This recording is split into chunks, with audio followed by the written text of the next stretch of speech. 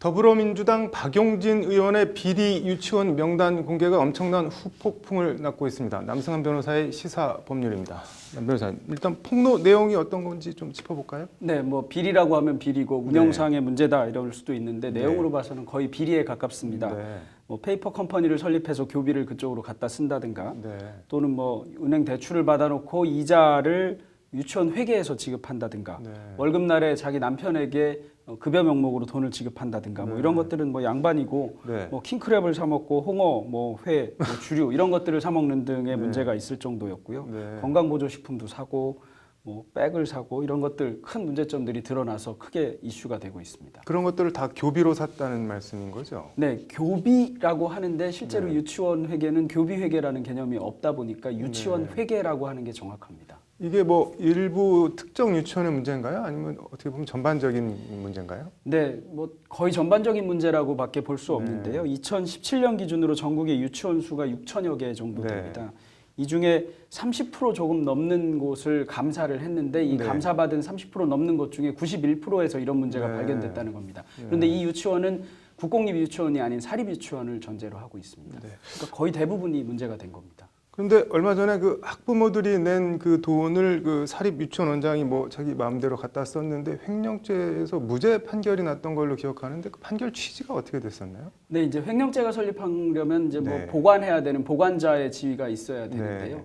이 유치원에 들어간 돈은 일단 유치원의 소유가 된다 이렇게 본 겁니다. 그러다 보니까 횡령죄가 성립하지 않는다는 건데요.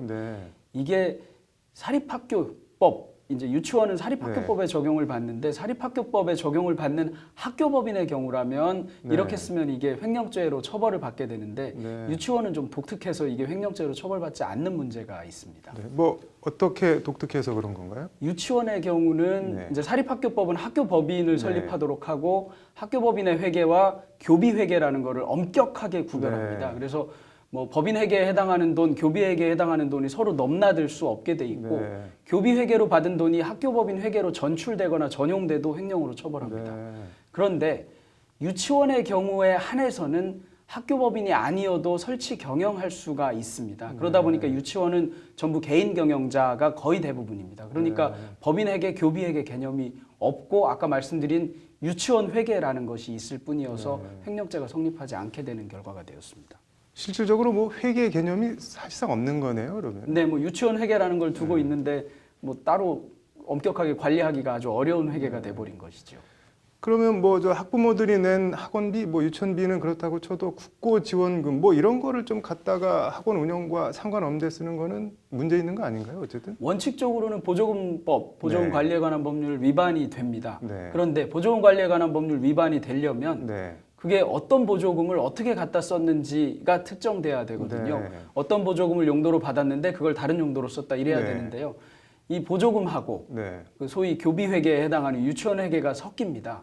섞여서 통장에 어느 돈하고 어느 돈이 뭔지 구별 못하게 섞여 있는데 이걸 민법에서는 혼화라고 하거든요. 이렇게 되놓으니까 범죄 사실을 특정할 수가 없게 되는 겁니다. 어떤 보조금을 어떻게 횡령했다 또는 어떻게 다르게 썼다 이런 걸 특정할 수 없다 보니까 처벌하기가 아주 어려운 문제가 생겨버린 겁니다. 그럼 뭐 학부모들이 낸 돈이든 뭐 국고든 유치원에서 쓰는 거는 뭐 법적으로 어떻게 처벌할 수 있는 방법이 없는 건가요? 네, 그걸 이제 다르게 쓰면 뭐 시정명령을 받거나 이런 조치를 받을 수는 있는데 시정명령이 계속되면 이제 행재정 제재가 점차 강화되고 이러니까 운영에 어려움을 겪을 수 있고 이런데 얻는 이득이 더 크다 보니까 이런 행재정 제재가 별로 실효성을 가지지 못하는 문제가 있습니다.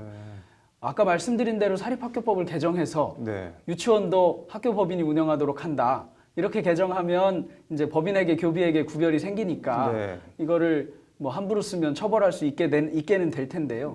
유치원 같은 데를 운영하자고 학교법인을 설립하라고 하는 것도 과도한 것이 아닌가 이런 문제가 있고 그러다 보니까 사립학교법이 유치원은 학교법인이 아니어도 설치 경영할 수 있도록 해놓은 거라서 그렇게 하려면 이제 근본적인 생각을 바꾸거나 그게 어떤 것이 맞는지에 관한 논의가 있어야 되는 것입니다. 그럼 뭐 대안이 지금 상황에서 대안이 있다면 뭐 어떤 게 있을까요?